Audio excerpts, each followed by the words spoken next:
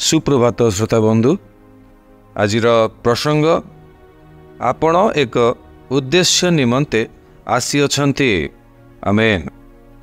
आज मनोनीत शास्त्रांश एफिसिय मंडली निकटकू साधु पाउलंकर पत्र 2 पर्व 10 पद।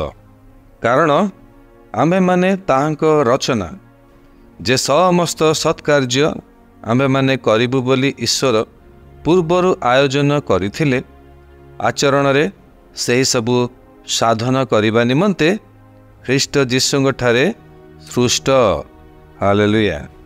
मोर प्रिय श्रोता बंधु आपणक जीवन पई ईश्वरंकर एक उद्देश्य अछि।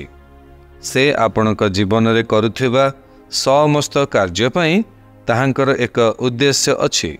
जोहन लिखित सुसमाचार 10 पर्व 10 पद, लूक लिखित सुसमाचार 19 पर्व 10 पद एवं प्रथम जौन 3 पर्व 8 पदरे प्रभु जीशुंक उद्देश्य स्पष्ट थिला।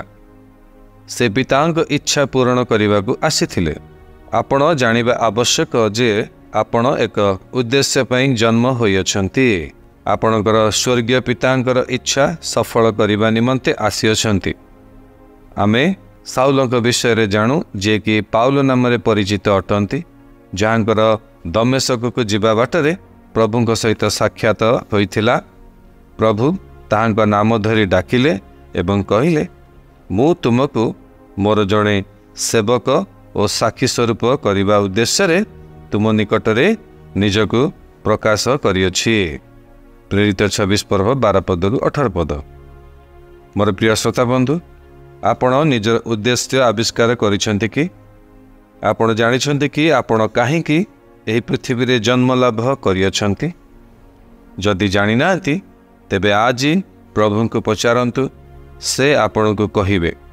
आपण ताक सहित चलिला बेले से आपण को ताहांकर निज उद्देश्य रे कढ़ाई नेबे एवं से जहा करिबाकू आपण को आह्वान करंती ताहा करंतु। आमेन।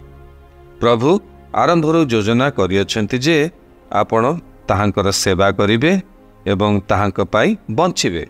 एही उद्देश्य आपणक हृदय रे प्रतिष्ठित हेउ एवं आपण जीवन रे जहा किछि करंतु ताहांक गौरव और महिमा निमंते करंतु। आमेन। ईश्वर आपणको आज वाक्य द्वारा विशेष भाव में आशीर्वाद करंतु। आसंतु स्वीकारोक्तिर समय मध्य को जीवा, स्वीकारोक्ति करिबा। मो पछे पछे आपण एही स्वीकारोक्ति करंतु।